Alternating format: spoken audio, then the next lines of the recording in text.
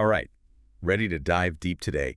We're talking all about the power of sunlight and how it impacts our health. Really fascinating stuff. We've got tons of research and historical accounts here. Yeah. It's going to be amazing to see what we uncover. It's not just about sunburns and vitamin D, right? Exactly. There's so much more to it. We're going way back to ancient wisdom. Ooh, We'll look at some surprising science and awesome. hopefully gain a whole new perspective on our relationship with the sun. I'm excited. Me too. You know, what's always fascinated me is how intertwined sunlight is with human history and our understanding of health.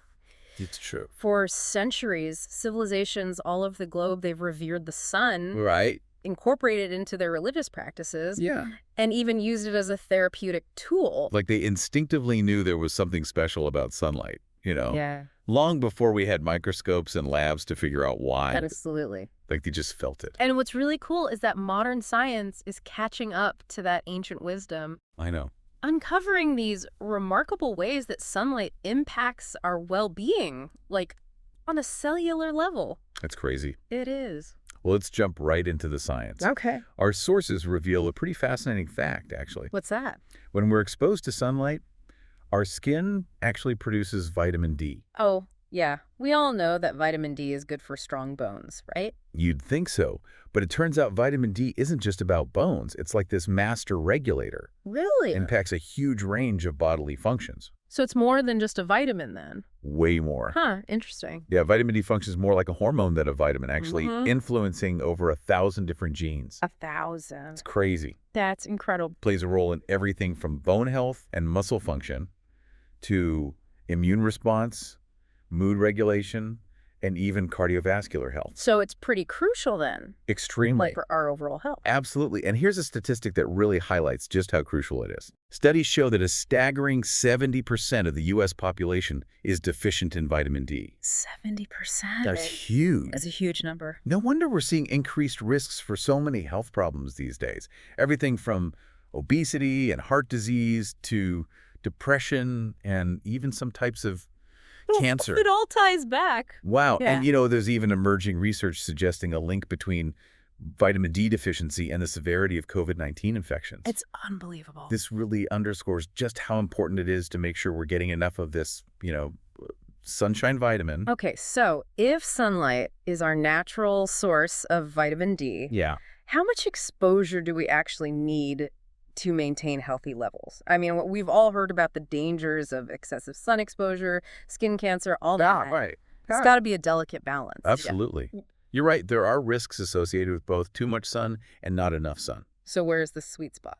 Well, let's start with the basics. Just 15 minutes of midday sun exposure can generate the equivalent of 10,000 to 25,000 IU of vitamin D. 15 minutes. Yeah, Wow, that's all it takes. pretty much. That explains why people love those lunchtime walks so much. Right, Get a little sun, get some vitamin D. exactly. And I guess there's actually a scientific reason why midday sun is the most effective for vitamin D production. Oh, there is. Right. It all comes down to the angle of the sun and the types of UV rays that reach us at that time. Okay. Midday sun has that optimal ratio of UVA and UVB rays for efficient vitamin D synthesis. Oh, interesting. Yeah, our skin loves it. So it's not just about the amount of time we spend in the sun, but also the time of day. Exactly, timing matters. But I'm curious, beyond vitamin D production, Yeah. are there any other ways that sunlight impacts our well-being? Oh, there are tons. Really? Sunlight does so much more than just boost our vitamin D. Like what? Did you know that exposure to sunlight actually triggers the release of beta endorphins in our bodies? Beta endorphins. Wait, those are the feel-good chemicals, right? You got it. The ones that act like natural pain relievers and mood boosters? Exactly. Oh, so that's why people love tanning beds so much, Could be. even though we know they're not exactly the healthiest. Yeah, there are definitely risks associated with tanning beds. But it's not just about getting a tan. Right. It's about how the sunlight makes us feel. Exactly. It's that mood boost.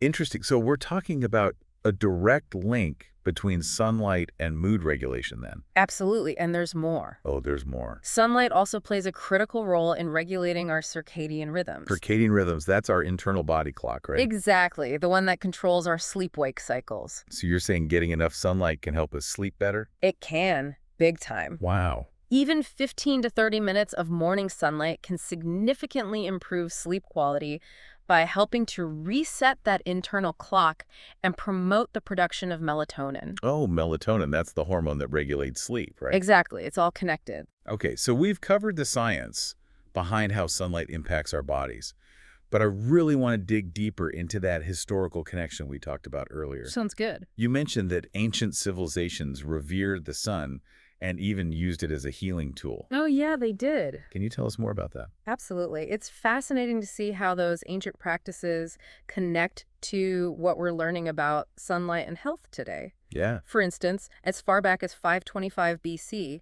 Herodotus, the ancient Greek historian, I've heard of him. he observed differences in skull thickness between Egyptians and Persians. Really? And he attributed this to variations in sunlight exposure, Interesting. suggesting that those who lived in sunnier climates had stronger, thicker skulls. So people were making these connections thousands of years ago. They were. It's amazing. That's incredible. And there were other early medical thinkers who recognized the power of sunlight as well. Oh, yeah. Like who? Well, Hippocrates. Oh, the father of Western medicine. The one and only. He was a huge advocate for sun baths as a treatment for various ailments. So sunbathing isn't just a modern fad. Not at all. It's an ancient practice with roots in medical tradition. Exactly. Wow. But then you have to wonder, how did we go from sun worship and heliotherapy to fearing the sun? I know. Like slathering on sunscreen. Right, like when did that shift happen? Was there a turning point in history? Well, think about the Industrial Revolution. Yeah. As people flocked to cities, they started working long hours indoors, Right. experiencing a significant decrease in sunlight exposure. And what happened?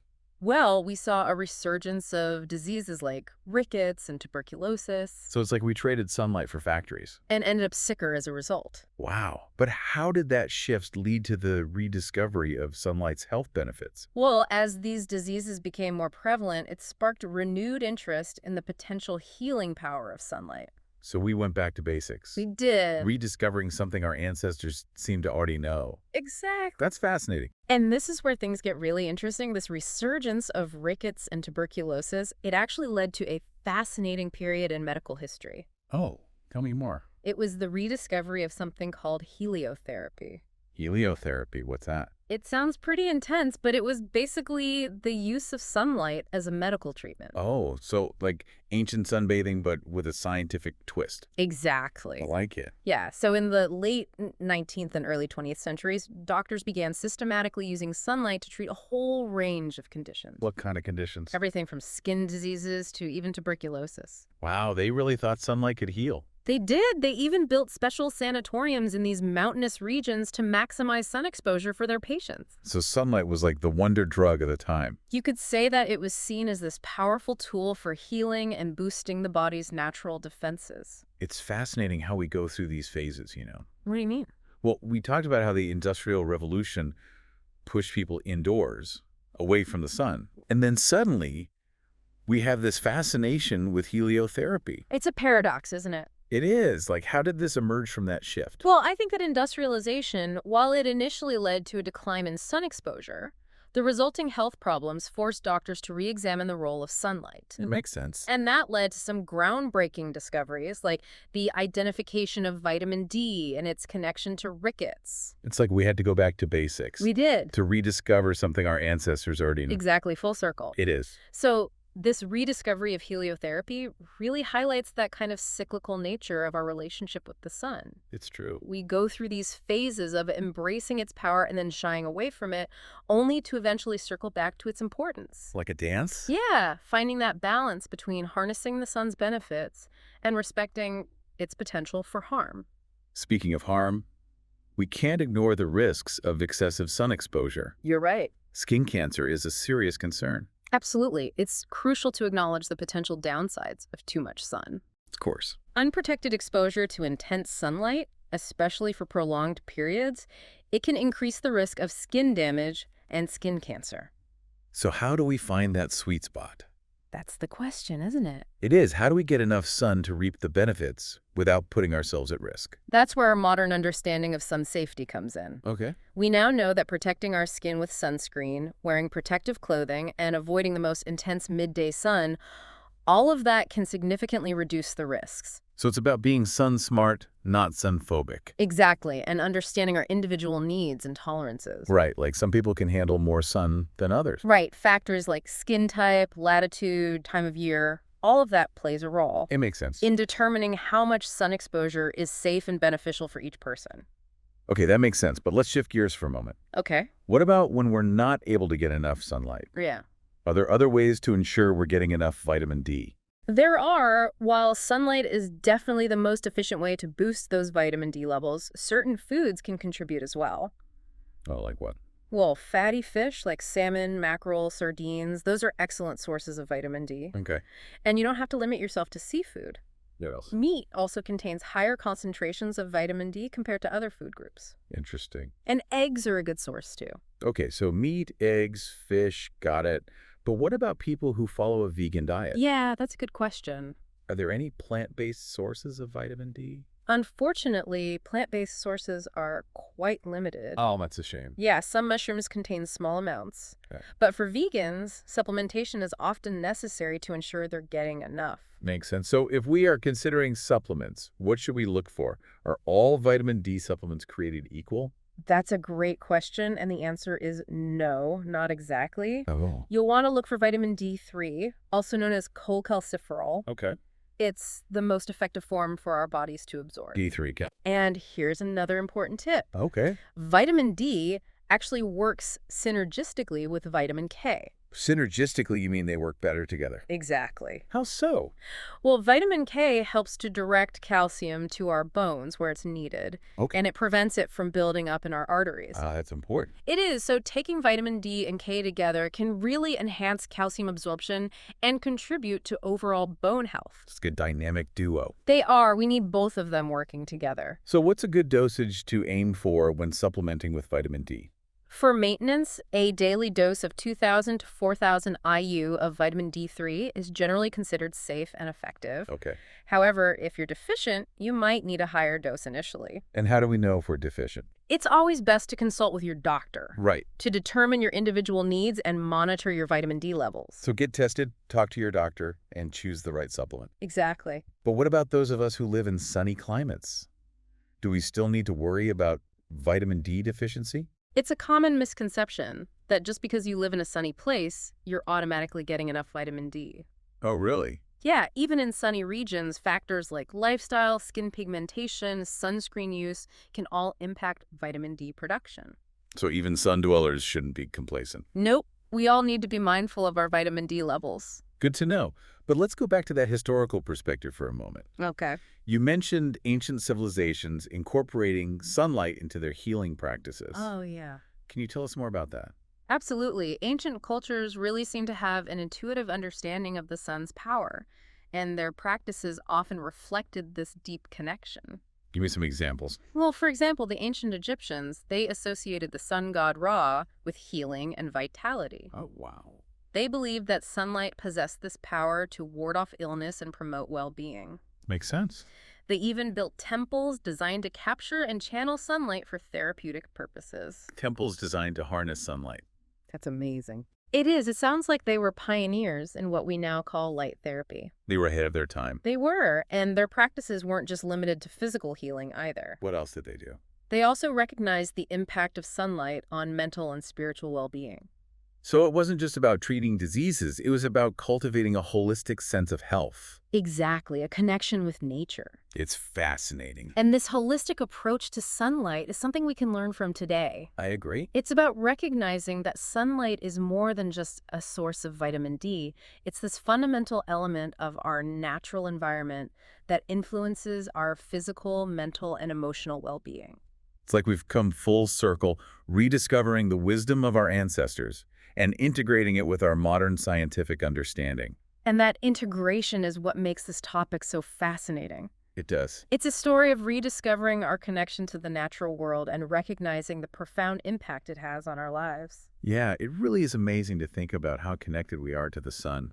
From ancient cultures worshiping the sun to all of these modern scientific discoveries. Absolutely. Really just emphasizes that we're a part of nature. Yeah, not separate from it. Speaking of modern science, You mentioned earlier that there was a time when heliotherapy kind of fell out of favor. Right. What happened there? Well, as we learned more about the sun's rays, we also became more aware of the potential risks of too much exposure. Makes sense. I mean, the discovery of the link between UV radiation and skin cancer back in the mid-20th century, Oh, right. yeah, that led to a much more cautious approach to sun exposure. Yeah, understandably so. It was definitely necessary. To protect public health. For sure. But did this new awareness kind of overshadow the benefits of sunlight?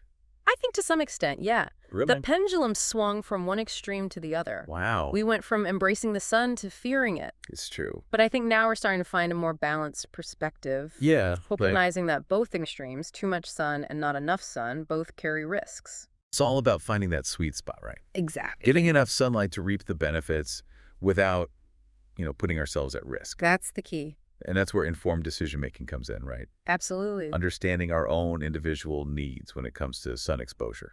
Right. Things like skin type, latitude, time of year, lifestyle. All that. It's all crucial for making healthy choices. Okay, so be sun smart, not sun phobic. Exactly. But I am curious, beyond vitamin D and mood regulation, are there any other areas where sunlight might be impacting our health?